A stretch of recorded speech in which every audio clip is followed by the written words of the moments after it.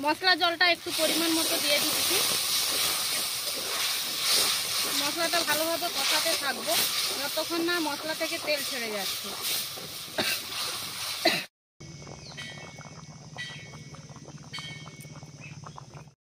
নমস্কার বন্ধুরা, আজ আমি চলে এসেছি আর একটা নতুন রেসিপি নিয়ে। আজকে চিকেন রান্না করব একদম ঘরোয়া পদ্ধতিতে। এই যে 2 কেজি মতো চিকেন আছে। এটা রান্নার জন্য কি কি উপকরণ নিয়েছি আপনাদেরকে দেখাচ্ছি। পেঁয়াজটা কিন্তু আমি একদম ঝুরো ঝুরোভাবে কাটিনি, এইরকমভাবে কেটেছি।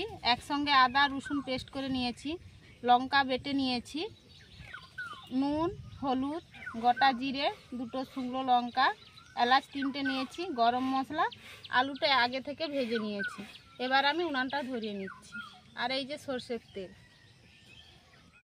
উনানটা ধরিয়ে আমি কড়াই বসে দিয়েছি। কড়াইটা গরম হয়ে গেছে, কড়াইয়ের মধ্যে দিয়ে দিচ্ছি পরিমাণ মতো সরষের তেল।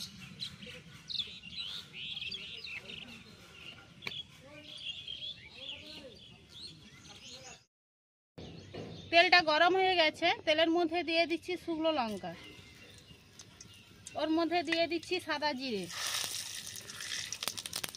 দিয়ে দিচ্ছি 3টে এলাচ,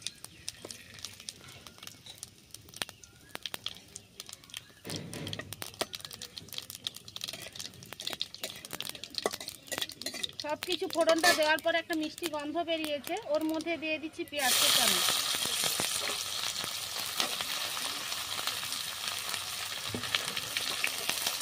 ভালোভাবে নাড়তে থাকবে। পেঁয়াজটা হালকাভাবে আমি ভাজলাম, একটু কাঁচা কাঁচা আছে। ওর মধ্যে দিয়ে দিচ্ছি একসঙ্গে আদা রসুন বাটা,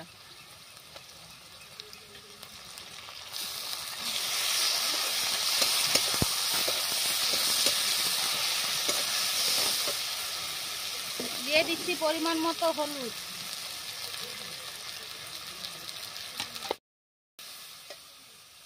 দিয়ে দিচ্ছি লঙ্কা বাটা। কাশি চলে আসবে।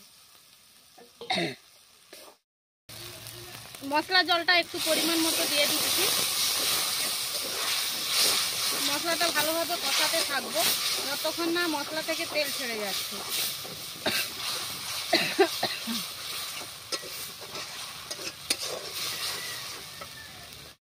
দেখুন মশলা থেকে কত সুন্দর তেল ছেড়ে গেছে। ওর মধ্যে দিয়ে দিচ্ছি ধুয়ে রাখা মাংস,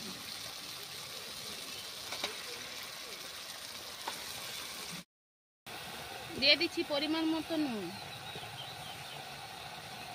মাংসটাকে ভালোভাবে কষাবো। ওর মধ্যে দিয়ে দিচ্ছি ভেজে রাখা আলুগুলো,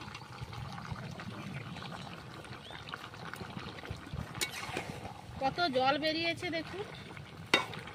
জল মাখতে কিন্তু অনেকটা সময় লাগে।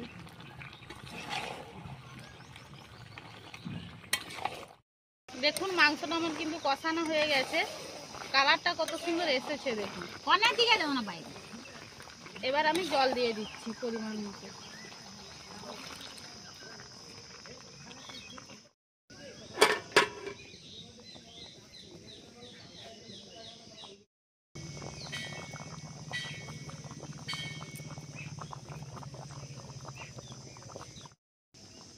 জলটা দেওয়ার পরে মাংসটা কত সুন্দরভাবে টকবকভাবে ফুটছে দেখুন।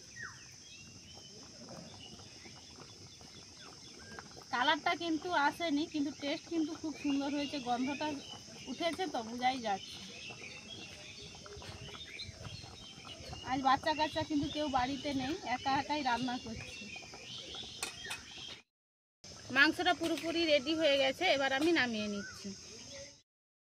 মাংসটা নামিয়ে নিয়েছি, ওর মধ্যে দিয়ে দিচ্ছি গরম মশলা,